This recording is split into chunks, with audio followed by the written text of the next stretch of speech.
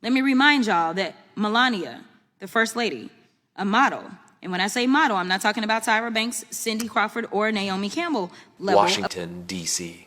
A live television interview meant to spotlight budget transparency erupted into a political firestorm this week after Representative Jasmine Crockett raised pointed questions about First Lady Melania Trump's reported insider forwarding use of taxpayer funds for luxury events.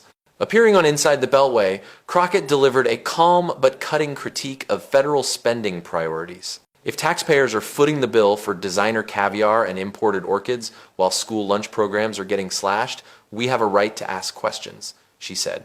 The statement, measured in tone but explosive in implication, immediately drew national attention. The segment quickly shifted from budget oversight to a broader question of ethics. Crockett referenced expense records indicating that non-official events hosted by the First Lady at Mar-a-Lago were funded through public accounts. While such spending is not illegal, it raised concerns over accountability and the blurred line between private and public expenditures.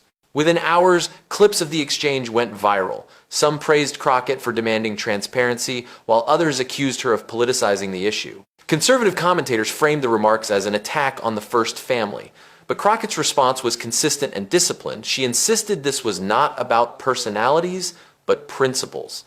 Public funds are for the public, she later wrote in an Instagram post that garnered millions of views. If that offends you, ask yourself why. By the next morning, the controversy had taken another unexpected turn. The D.C.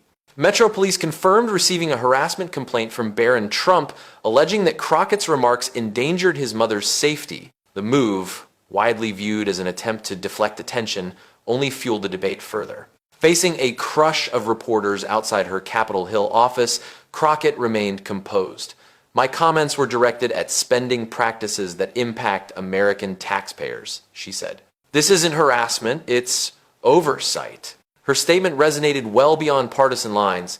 Teachers, veterans, and working families flooded social media in support, using the hashtag number #StandWithCrockett, which trended nationwide by midweek. What began as a policy dispute had transformed into a national conversation about accountability and privilege. Behind the scenes, leaks from White House staffers confirmed that the spending in question extended beyond one event, including a reported $137,000 floral budget for a private Mar-a-Lago function.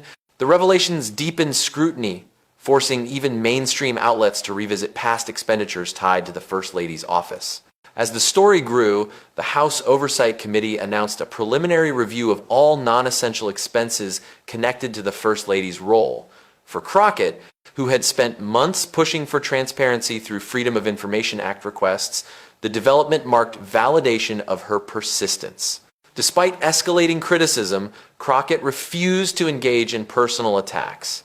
In her next public appearance, she reaffirmed her focus. My job isn't to make people comfortable. It's to tell the truth, whether it offends the powerful or not. By week's end, her words had reshaped the national dialogue. What started as a question about one woman's spending became a reckoning over how power is exercised and who pays the price for it. In a political climate defined by image, Jasmine Crockett's insistence on transparency cut through the noise, challenging not just one household, but an entire culture of unchecked privilege.